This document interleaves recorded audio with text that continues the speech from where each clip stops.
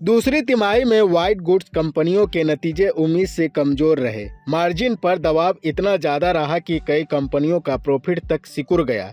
लेकिन दिलचस्प यह रहा कि कमजोर नतीजों के बावजूद कंपनियों की पॉजिटिव कमेंट्री ने मार्केट का मूड बदल दिया। शुक्रवार को व्हाइट गुड्स शेयरों ने निचले स्तर से जोरदार रिकवरी देखने को मिली और निवेशकों को भरोसा वापस आता दिखा। जुलाई-सितंबर 2025 तिमाही में वोल्टास का मार्जिन 6.2% से गिरकर सिर्फ 3% रह गया। एलजी इलेक्ट्रॉनिक्स के मार्जिन में भी गिरावट आई और यह 12.4% से घटकर 8.9% पर आ गया।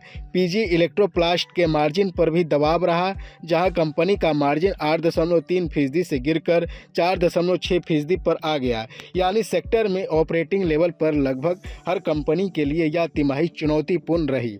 अब सवाल है कि व्हाइट गुड्स कंपनियों की ग्रोथ अचानक सुस्त क्यों पड़ी। इसके पीछे सबसे बड़ा कारण नए जीएसटी रेट बताए जा रहे हैं। जीएसटी रिफॉर्म के बाद उपभोक्ताओं ने खरीद को कुछ समय के लिए टाल दिया, जिसकी वजह से चैनल इन्वेंट्री बढ़ी और कंपनियों को प्रोडक्शन एडजस्ट करना पड़ा। इसके अलावा इस सीजन में कम गर्मी भी डिमांड को काफ़ी प्रभावित कर गई।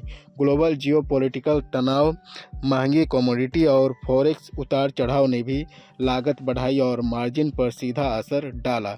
लेकिन अब बात करते हैं आउटलुक की। यहीं से कहानी पॉजिटिव होती है। कंपनियों ने कहा कि यह कमजोरी अस्थायी है।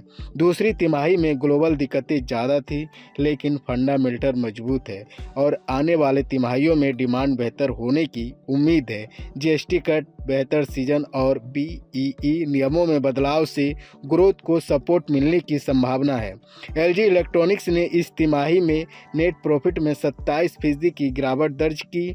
प्रॉफिट 536 करोड़ से गिरकर 389 करोड़ रुपया रह गया। कंपनी के मुताबिक जीएसटी कट के बाद ग्राहक कीमतों में और भी कमी की उम्मीद कर रहे थे, इसलिए खरीद टल गई और बिक्री पर असर पड़ा। हालांकि ऑपरेशंस से मुनाफा थोड़ा बढ़ा है और सितंबर तिमाही में यह 6,174 करोड़ रुपया रहा। एबिटा 28% गिरकर 547 करोड़ रुपया पर आ गया। एलजी का कहना है कि फेस्टिव सीजन जीएसटी इम्पैक्ट के चलते आने वाले महीनों में बिक्री में तेजी दिख सकती है। पीजी इलेक्ट्रोप्लास्ट की बात करें तो कंपनी का मुनाफा 85% तक गिरकर 2.8 करोड़ रुपया रह गया और रेवेन्यू भी हल्का कमजोर रहा, लेकिन कंपनी का गाइडेंस पॉजिटिव है। पीजी का कहना है कि पूरे साल की सेल्स 5700 से 5800 करोड़ रुपया तक जा सकती है और प्रॉफिट 300 से 310 करोड़ रुपया के बीच रहने की उम्मीद है। साथ ही साल भर में 700 से 750 करोड़ रुपया का बड़ा निवेश भी प्लान किया है। वहीं क्वार्टर 2 में दबाव जरूर दिखा, लेकिन आउटलुक कहता है कि आने वाले क्वार्टर्स में व्हाइट गुड्स सेक्टर दोबारा रफ्तार पकड़ सकता है। अब ये देखना दिलचस्प होगा कि फेस्टिव सीजन और जीएसटी कट इस सेक्टर को कितना बूस्ट दे पाते हैं।